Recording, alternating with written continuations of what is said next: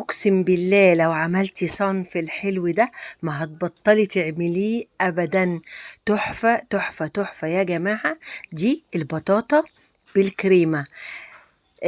لو عايزين الطريقة ادخلوا عندي على القناة هتشوفوا الطريقة. احلى بطاطا بالكريمة في الفرن، جميلة ورائعة. جربوها هتعجبكم قوي، وهتدعولي وهتعملوا لي لايك وهتشتركوا في القناة. يلا قومي جربيها يا ست البيت يا جميلة.